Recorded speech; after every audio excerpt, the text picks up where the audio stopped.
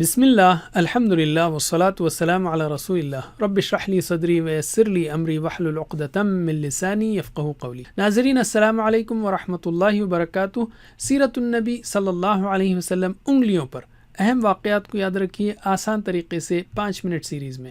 سبق نمبر 10 جس میں ہم 11واں سال لیں گے، یاد رکھیے 10واں سبق ہے لیکن سال 11 ہے۔ دائیں ہاتھ کو استعمال کریں گے ہم اس بار بھی، لیکن تھوڑا سا نیچے رکھتے ہوئے تاکہ پہلے سالوں سے یہ مکس نہ ہو۔ اس سبق کے 3 حصے ہیں: دعوت جاری، قبول اسلام، 6 مدینہ والے۔ تو پہلا حصہ لیتے ہیں ہم دعوت جاری۔ اس وقت مکے کا ماحول سازگار نہ تھا، لیکن رسول صلی اللہ علیہ وسلم نے طائف سے کسی اور جگہ جانے کے بجائے مکہ ہی لوٹنا پسند کیا، جہاں آپ نے دین کی دعوت اور صحابہ کی تربیت کا کام جاری رکھا۔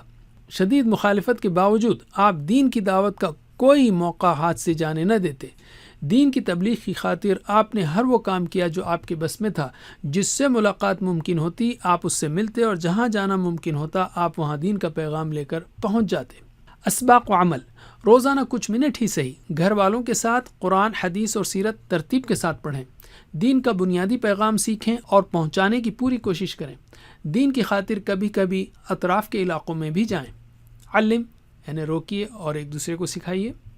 دوسرا حصہ قبول اسلام، مشہور افراد کا۔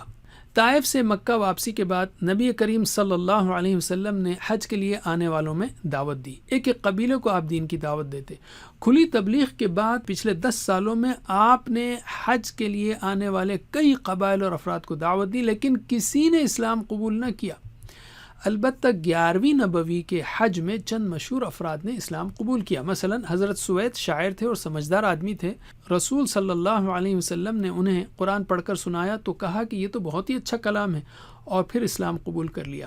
حضرت طفیل رضی اللہ عنہ قبیلہ دوس کے سردار تھے۔ مشرکین مکہ نے انہیں رسول صلی اللہ علیہ وسلم کے تعلق سے بہکا دیا تھا، تو انہوں نے کانوں میں روئی ٹھونس لی کہ کہیں محمد کی باتیں کان میں نہ چلی جائیں۔ رسول اللہ سے ملاقات ہوئی تو آپ صلی اللہ علیہ وسلم نے اسلام پیش کیا اور قرآن پڑھ کر سنایا۔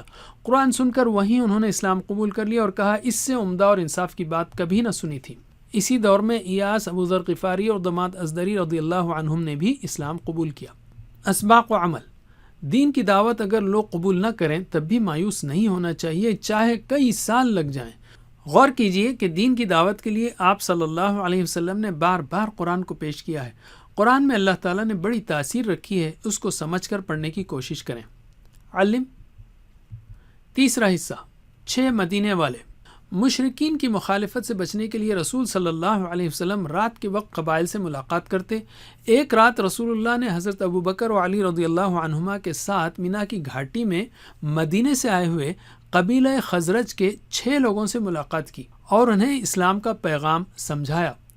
چونکہ یہ لوگ یہود کے ذریعے رسول اللہ کے بارے میں جان چکے تھے، اس لیے انہوں نے فوراً اسلام قبول کر لیا اور اپنی قوم کو بھی اسلام کی دعوت دینے کا عزم ظاہر کیا۔ اس طرح اسلام کا پیغام مدینے تک پہنچا اور وہاں گھر گھر میں اسلام کا چرچا پھیل گیا۔ اسباق و عمل: دعوت دین کے لیے مختلف اوقات، طریقے، جگہیں وغیرہ اختیار کیجیے۔ مشکلات چاہیں کتنی ہی سخت کیوں نہ ہوں، ان کے بعد آسانیاں ضرور ہوتی ہیں۔ مدینے کے ان 6 لوگوں کی طرح نیک کام کرنے میں جلدی کریں۔ علم۔